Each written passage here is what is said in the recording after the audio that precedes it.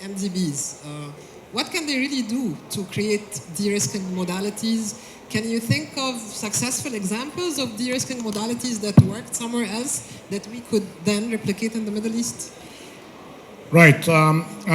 Thank you so much. And I think some sort of common sense needs to prevail in order to accommodate all of the explicit and implicit recommendations by the Honorable Minister, by Mai, and by Jay here. But let me summarize it, because I like very much what the Minister mentioned, and Mai said it as well: the system, the ecosystem, and of course the emphasis on what should be done differently at scale, which he emphasized. And I think the common sense here, we are in the land, as I always emphasize, this is the land of wisdom, of saying, well, prevent harm first. And the first is basically by preventing those who are not qualified to do the function of the public sector and the private sector to intervene in this area, because this is a completely different domain. And the public sector needs to do its function: regulation, supervision, de-risking, paving the rest of the business environment, investing in human capital, like those nice children in schools, and getting them healthy and acquainted with the new technologies. But the private sector role needs to be realized, and this is basically, it's like horses for courses, yeah? This is the land as well of good horses, but we have good competition from my wife's governorate, Al Sharqiyya. We have good horses as well there. So there are horses that are good in dancing, others in racing, and other horses could just be protected for beauty and all of that.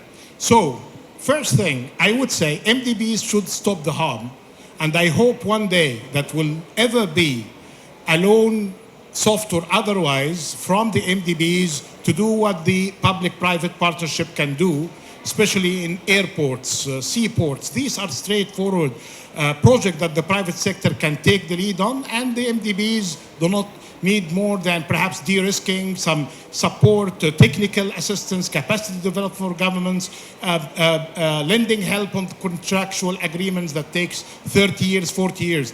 That would be a great job there for the MDBs.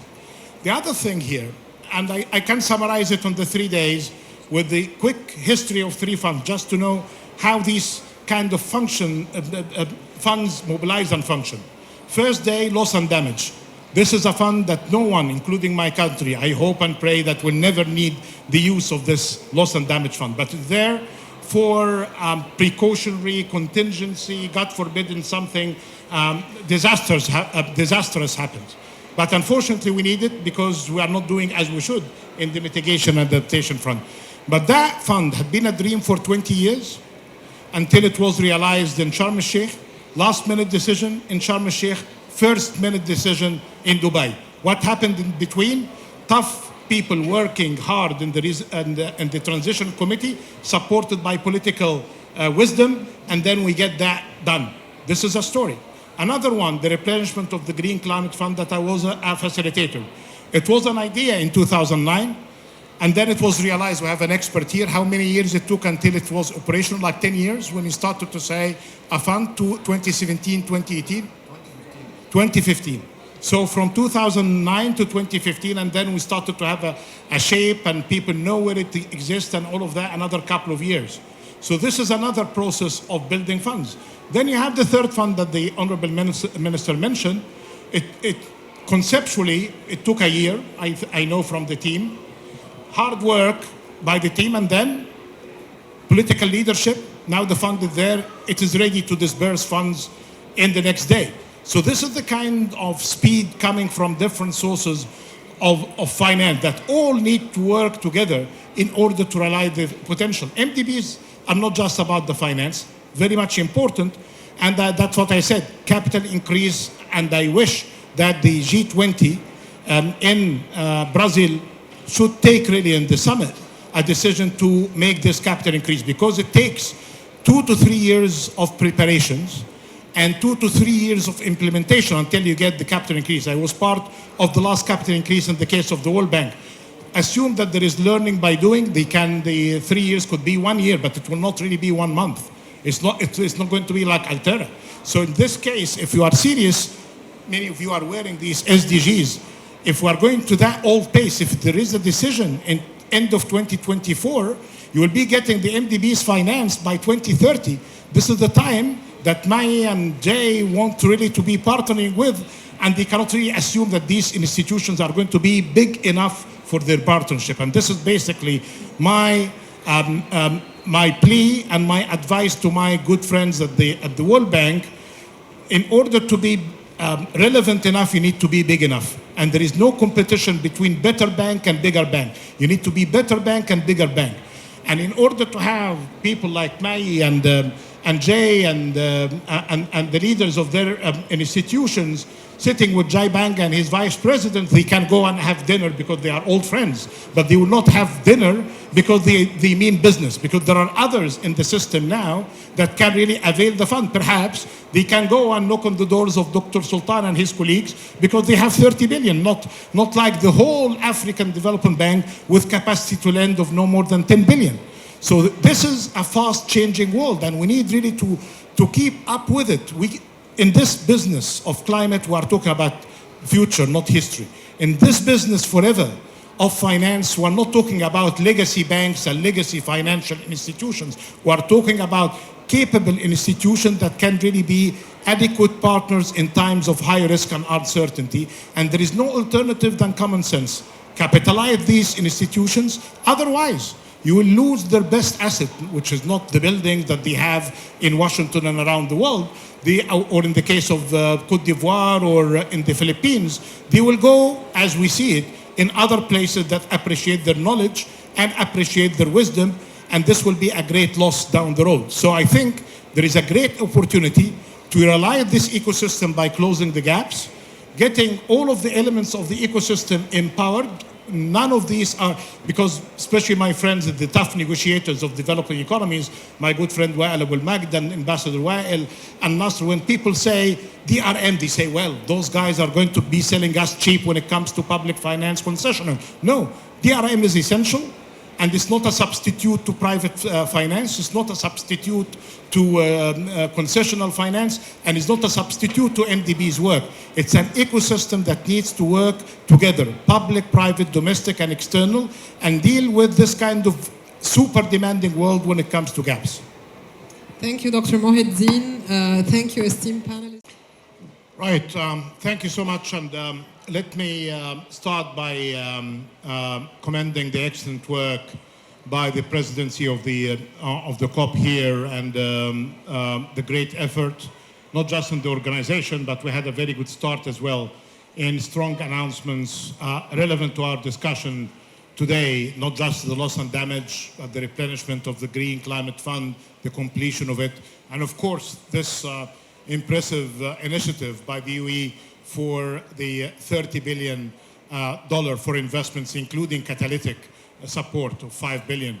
And the start was in Africa doing something similar, 4.5 billion with 1 billion as catalytic support.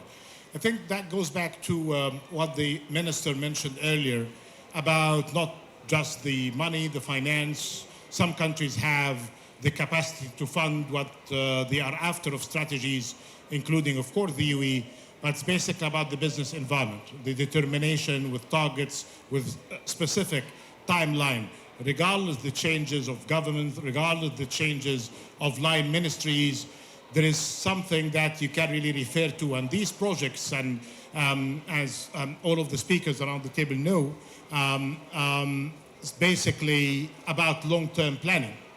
And here I like just to get into 3 points. First, by this global assessment of the gaps, perhaps we can do something more at the local, national level with a bit of granularity on what is required, not just to stop where Nixon and Vera Songwe led us to understand about the gaps, and it's a very good report that we supported in COP27, and COP28 now is taking the lead. And they are telling us simply that at the global level, private sector, led by my two good friends here, need to multiply their efforts and investments by a factor of 4.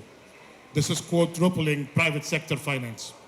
When it comes to the MDBs that Jay mentioned, they need a factor of no less than 3. So they need to triple that effort. And when it comes to bilateral finance from conventional donors like OECD or contributors or new ones like the UAE, that needs really to be multiplied by a factor of 2. And all of these elements cannot really be of substitute to others. Private sector is not just about funding. It's about agility, innovation, risk-taking, dynamism. The MDBs are required for their work in order to de-risk and to travel with them in the higher risk environments in frontier markets, especially when it comes to bad perception. And then the work on the bilateral financiers is requiring this kind of partnership as well with the MDBs. So I'm just trying to search with you where could be the starting points. Here, the negotiators have elements under their control. They are shareholders, they are the owners of the World Bank and the African Development Bank and the GCF and the likes. They can take decisions with political determination to immediately increase the capital of these organizations.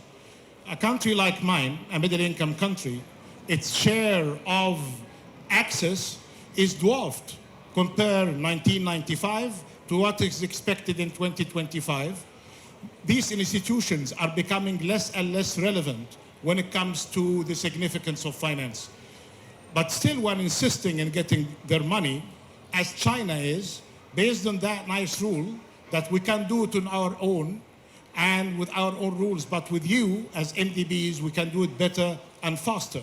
And here, for de-risking the finance that could come from the private sector, especially with their excellent stuff.